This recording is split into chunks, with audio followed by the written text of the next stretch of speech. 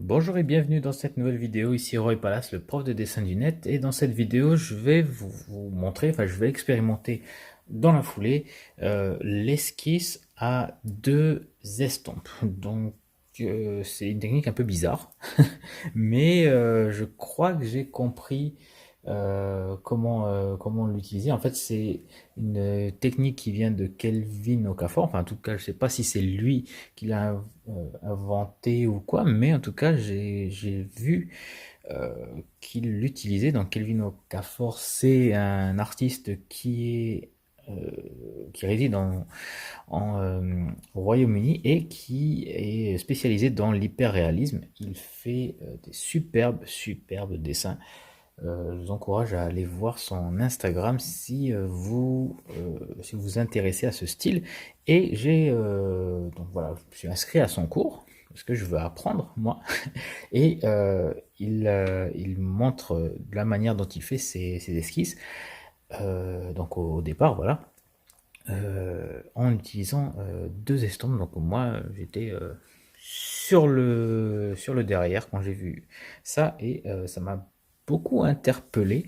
Donc je vais vous montrer ça et juste avant de commencer et puis de savoir si je vais y arriver ou si je vais pas y arriver, et bien vous êtes libre de vous abonner à ma chaîne YouTube pour recevoir toutes les vidéos et améliorer vos dessins. Une petite astuce à la fois, donc en cliquant sur le bouton rouge en bas à droite. Donc pour cette esquisse, vous avez besoin d'une feuille de papier et puis de deux estampes. Le principe, c'est quoi? Le principe, c'est qu'il faut placer des petits points. Vous savez, la technique des points de repère. Donc, on prend une distance lorsqu'on fait un croquis sur le vif. On prend un repère comme ça et puis on va reporter la distance. Voilà, à force de reporter des distances, ben voilà, on fait des marques et puis après, avec tous ces repères, et bien, on les relie pour pouvoir faire la silhouette du modèle que l'on veut dessiner. Puis ensuite, voilà, on le dessine au crayon et puis on le remplit. Donc, sauf que là, on va pas faire ça avec un crayon, on va faire ça avec deux estampes. Simplement, pourquoi une estampe? Parce que ça s'efface beaucoup plus facilement que si c'était des points qui étaient faits au crayon. Donc, ça c'est tout bête. Donc je vais prendre pour ça une fleur, une jolie fleur et une rose de plusieurs couleurs. Et je vais commencer à tracer d'abord le contour extérieur du modèle. Et pour ça, donc, je vais prendre mon estampe là, je vais placer un point qui va correspondre à un pétale, au pétale le plus à gauche. Et de ce point-là, je vais juger la distance et la direction de ce pétale alors je vais essayer de le faire un petit peu plus gros. Voilà. Et je vais mettre la suite ici. Ensuite, à partir de là, on a un autre pétale qui va dans cette direction-là. Alors qui fait à peu près la même distance que, euh, que ici. Donc voilà, je le marque là. Vous savez qu'il y a un petit peu de matière sur mes estampes. C'est pour ça qu'on peut tracer ces petits points qui sont assez nets. Donc voilà, on a un troisième repère ici, on a un autre pétale, voilà, ici, là, notre repère là pour le pétale le plus à gauche, à droite, pardon, pétale plus à droite, hop, en descendant, on arrive à peu près ici, hein, qui est plus bas que le repère le plus à gauche. Ça peut être assez abstrait à comprendre, hein, ce truc si c'est la première fois que vous voyez cette technique, ça peut être déroutant. Voilà, donc là on va mettre ce repère ici et on a un croisement à peu près là entre les deux pétales du bas. Voilà, donc là on a le contour et c'est pas tout. Là c'était la partie la plus rigolote, la plus facile, mais on a une plus délicate. Et attends, alors là je sais toujours pas si j'arriverai à dessiner le modèle là. Donc on a notre pétale ici à l'intérieur. Il ne faut pas que je mette des points. Là, je suis en train de mettre des points un peu partout. Ici, ici. Juste là, c'est l'extrémité. On va le mettre notre point là. Donc, ce que je vais faire, c'est que je vais commencer à tracer ici les différents contours. Ça va être beaucoup plus lisible. Bon, je me souviens pas que s'il le faisait dans la vidéo, mais en tout cas, je vais le faire moi ici. Comme ça, ce sera un petit peu plus concret pour vous qui voyez.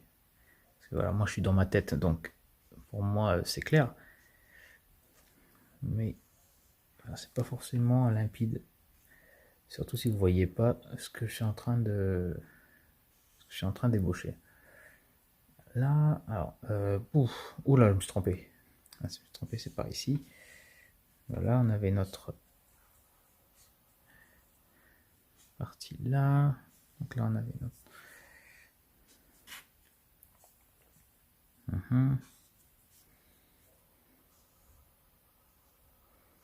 Ici, il y a notre pétale.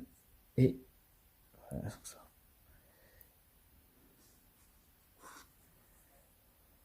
Ouais. Donc pourquoi j'utilise une deuxième estampe? Là, je suis en train de me demander, peut-être que ça vous parle pas, mais voilà, une estampe va servir de point de repère au moment où je fais les premiers repères où il y a pratiquement rien sur le papier. Et bien, ça me sert à mesurer les distances. Voilà, par exemple, je vais prendre cette distance-là, je laisse mon estampe ici, je vais mesurer celle-ci et voilà, je vais à peu près, je vais m'en servir comme unité de mesure et à chaque fois que je vais positionner cette estampe là, ce sera le départ de mon unité de mesure. Par exemple, si je veux que cette unité là de mesure devienne ma norme, enfin ma moyenne là, et ben je vais laisser cette estampe là comme ça et puis je vais simplement partir de cette direction et puis essayer de reproduire cette même mesure là qui se retrouve à peu près ici. Donc, en gros, voilà comment ça fonctionne. Donc, maintenant qu'il y a des repères un peu partout, ça se voit un petit peu moins. Enfin, c'est-à-dire c'est un petit peu plus simple. Hop. Maintenant, ici, non.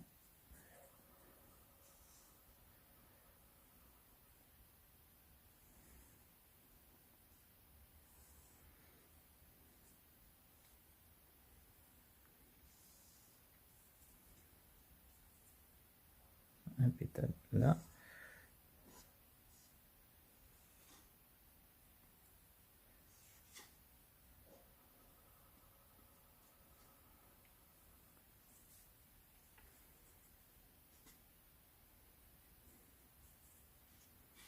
Ok.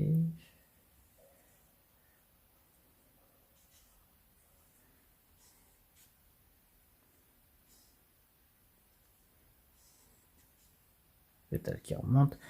Là, il y a pas mal de pétales comme ça qui sont imbriqués les uns dans les autres, là, où ils sont superposés et la couleur est à peu près la même à ce niveau-là, donc c'est pas facile de les discerner. Mais bon, on va s'y faire. Hop, prendre à peu près cette distance-là et on se retrouve avec presque le cœur de la fleur. Là, ici au milieu, on a notre pétale là, on a celui qui monte.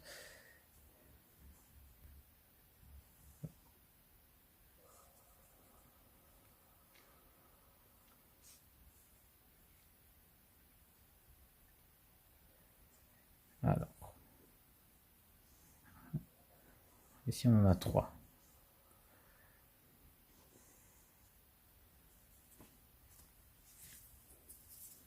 Tiens, dans mon esquisse, j'ai fait une petite bêtise. Allez hop.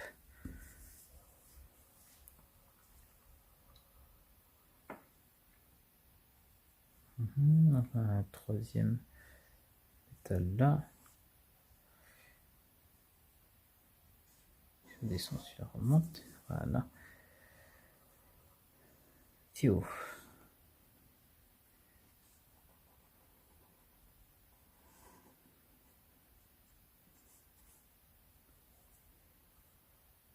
On va y arriver tranquillement, on y arrive.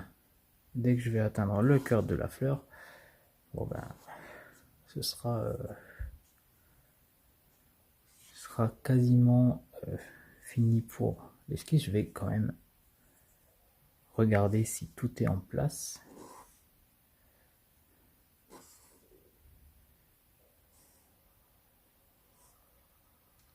Là.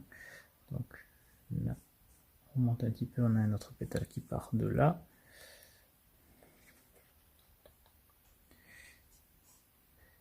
Allez, on tient bon, c'est bientôt la fin. J'ai l'impression d'être un sportif là qui m'encourage tout seul. Ouf. Voilà, et le petit tortillon au milieu. Une spirale.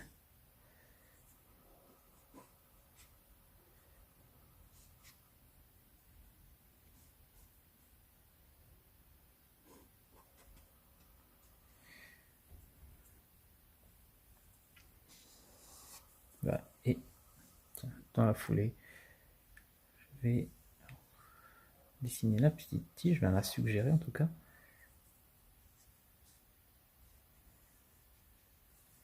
Qui est dans le prolongement, enfin quasiment dans le prolongement là, dans l'alignement du centre de la fleur, mais pas tout à fait. Voilà.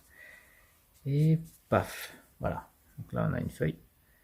Et on est, on a quasiment fini, ouais. On a quasiment fini. Allez, une petite retouche là.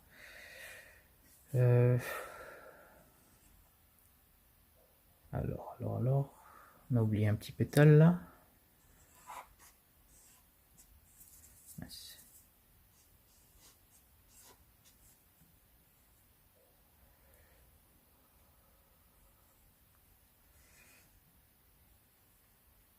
Bon, c'est pas tout à fait c'est pas tout à fait fluide, c'est une manière de faire pour moi, c'est pas évident, mais bon, voilà, pour une fleur, ça va. Alors il y a la photo hein, à côté, vous pouvez comparer. Je pense qu'il y a 2-3 pétales qui manquent, hein, c'est pas possible. J'y crois pas de l'avoir réussi du premier coup et sans oublier aucun pétale, ça je me risquerai pas à dire que j'ai fait une esquisse parfaite là, mais en tout cas ça ressemble pas mal, ça a l'air assez fidèle niveau proportion, tout, c'est pas c'est pas décourageant, ça a l'air assez représentatif. Donc voilà, tiens, peut-être que cette partie là doit être un peu plus, ouais, voilà, un petit peu plus haute, mais bon, c'est voilà, c'est à peu près ça que je voulais vous montrer. Bah, c'est à peu près le résultat que ça va, enfin que je voulais donner. Donc ben voilà pour l'esquisse. Et puis après la prochaine étape c'est quoi? Bah, c'est simplement et ben de remplir et voilà, de remplir et puis de commencer à travailler le dessin. Mais vraiment avec, on va commencer avec quoi? Avec le crayon, on va y aller avec, on va y aller avec du fusain. Donc il y a des bâtons de fusain là que vous voyez là. Je vais simplement les utiliser et puis on va voir ce que ça va donner. Donc, ben, je vous remercie d'avoir regardé cette vidéo. J'espère que ça vous a inspiré, que ça a attisé votre curiosité cette technique parce qu'elle est assez Ben, elle est assez originale. Et voilà, donc n'hésitez pas à aller voir l'Instagram de Kelvin Okafor dont je mets un lien dans la description. Et au passage, si vous avez envie d'améliorer vos bases en dessin, et bien, vous pouvez suivre une de mes formations voilà, qui sont listées dans la description. Donc, jetez-y un œil. Et comme d'habitude, si vous avez aimé la vidéo, ben, cliquez sur j'aime. Puis si vous n'avez pas aimé, cliquez sur je n'aime pas. Et dans tous les cas, ben, moi, je vous souhaite de bien vous porter. Et beaucoup de vitamine D en cette période. C'est très important. Et puis, voilà, portez-vous bien. Merci de votre attention. Et je vous retrouve très bientôt pour une prochaine vidéo. Ciao!